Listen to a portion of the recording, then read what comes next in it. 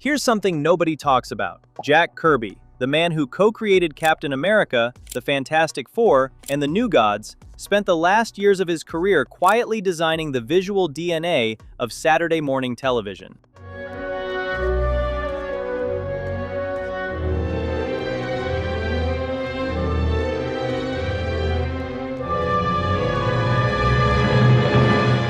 Thundarr the Barbarian, Turbo Teen, Centurions. This is the story of 7 1980s cartoons that were smarter, stranger, and more significant than anyone gave them credit for. And if you think Saturday morning animation was just disposable kids content, this video is going to change your mind.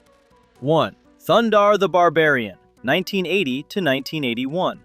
From out of space comes a runaway planet, hurtling between the Earth and the Moon, unleashing cosmic destruction.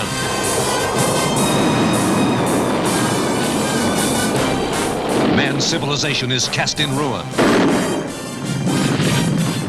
Let's start with the one that has the most impressive pedigree and the least recognition for it. Thundarr the Barbarian was created by Steve Gerber and produced by Ruby Spears Productions, and it aired on ABC starting in October 1980. The premise is genuinely inspired. A runaway planet tears through Earth in 1994, and 2,000 years later, the survivors live in a savage wasteland built on the ruins of our civilization. The Statue of Liberty half buried in sand. The Golden Gate Bridge crumbling over a monster-infested bay. It was Planet of the Apes logic applied to a sword and sorcery adventure, and it worked beautifully. Now here's where it gets interesting. The main characters, Thundarr, the sorceress Princess Ariel, and the magnificent Ookla the Mock, were designed by Alex Toth. If that name sounds familiar, it should. Toth was the same artist who designed Birdman and Space Ghost for Hanna-Barbera. His philosophy of clean, bold, economical design gave the heroes an instantly iconic look. The villains, however, were designed by Jack Kirby.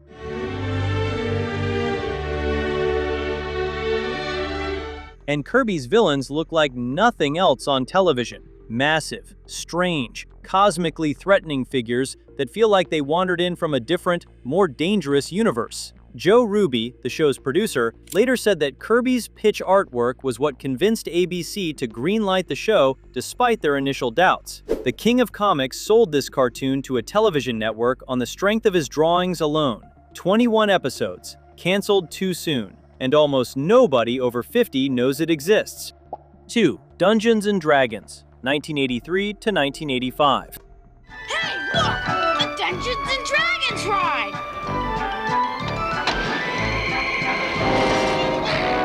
Wow, neat! Give me a break.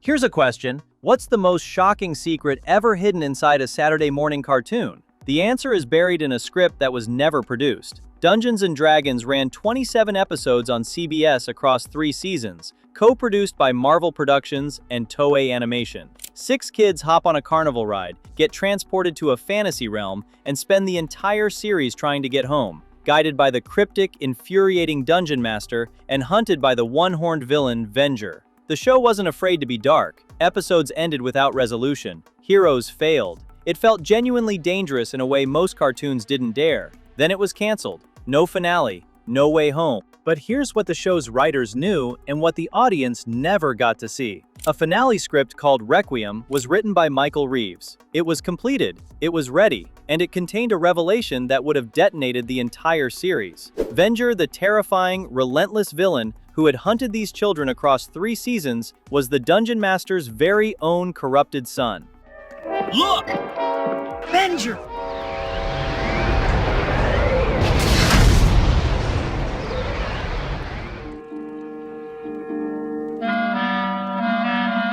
I was right. Our mission in the realm was not to defeat Venger.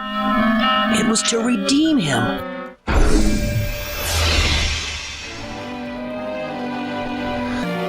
Father, I have... The man who had been guiding them, speaking in riddles, sending them into danger, was the father of the monster chasing them. That's not a Saturday morning cartoon twist. That's Shakespeare. The script exists. You can read it online right now. And the fact that it was never animated is one of the genuine tragedies of 1980s television. 3. Bionic Six, 1987 to 1989.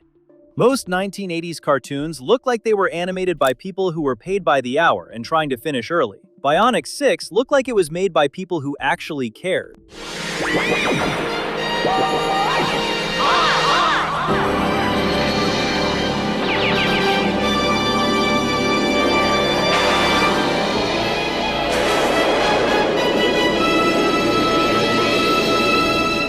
The series was produced by TMS Entertainment Tokyo Movie Shinsha, the Japanese studio that also animated Disney's Adventures of the Gummy Bears, DuckTales, and later contributed to Batman the Animated Series. TMS brought a level of fluidity and detail to Bionic Six that was genuinely unusual for syndicated American television in 1987. The transformation sequences alone, triggered by the family slamming their rings into their wrist comms and shouting, "Bionics on!" were more dynamic than anything else on Saturday morning. The Bennett family, Father Jack, Mother Helen, and their 4 kids are caught in a radioactive avalanche in the Himalayas and enhanced with bionic technology by Professor Sharp. Each family member gets a distinct power set. They fight the villainous Dr. Scarab, standard enough setup. But what separated Bionic Six was the family dynamic, these people argued, worried about each other, and made decisions based on relationships rather than just plot mechanics. For a toy-driven cartoon, that's a remarkably human piece of writing. It ran 82 episodes, and it deserved more attention than it got. And the animation still holds up in a way that most of its contemporaries simply don't. 4. M.A.S.K, 1985 to 1986.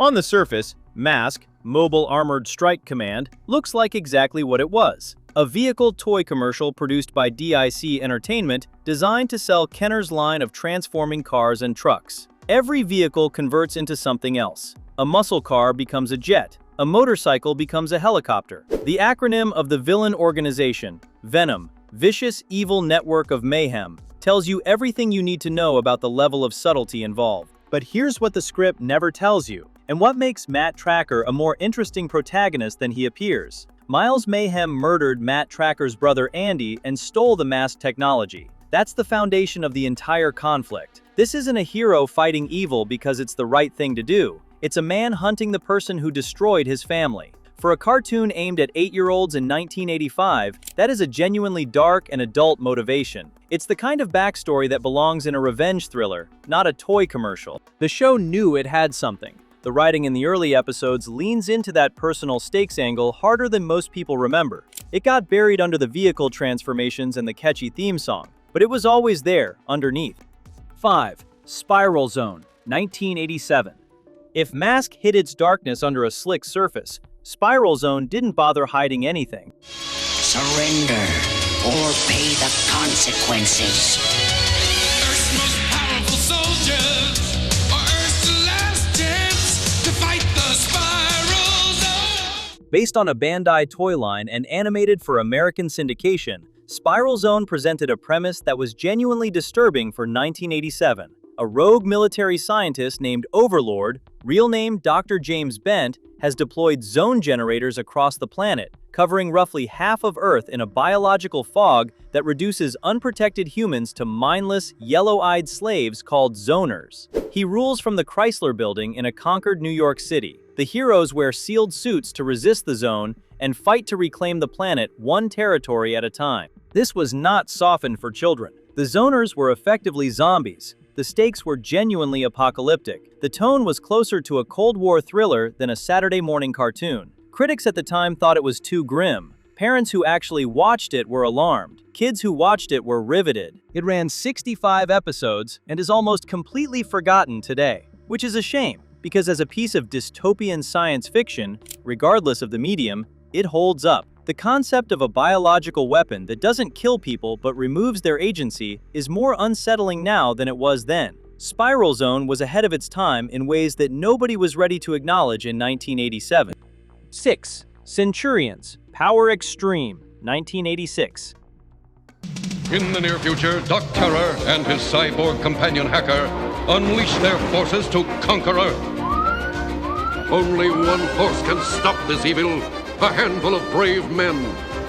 In specially created exoframes, they can be transported anywhere to fuse with incredible assault weapon systems beamed down from the space station skyvault, becoming man and machine. Here's where the Jack Kirby thread comes back around. Centurions was produced by Ruby Spears, the same studio as Thundarr, and the character designs were created by Kirby alongside comic legend Gil Kane. The result is exactly what you'd expect from two of the most visually inventive artists in American comics history. Heroes who look like walking industrial sculptures, villains with genuine menace, and a visual language that feels bold and strange even by today's standards. The premise is elegant. 3 heroes, Max Ray covering the seas, Jake Rockwell on land, Ace McCloud in the air, can have massive weapon systems beamed down from a space station and locked onto their exoframes in real time. The interchangeable assault systems kept the action varied and, not coincidentally, kept the toy line moving.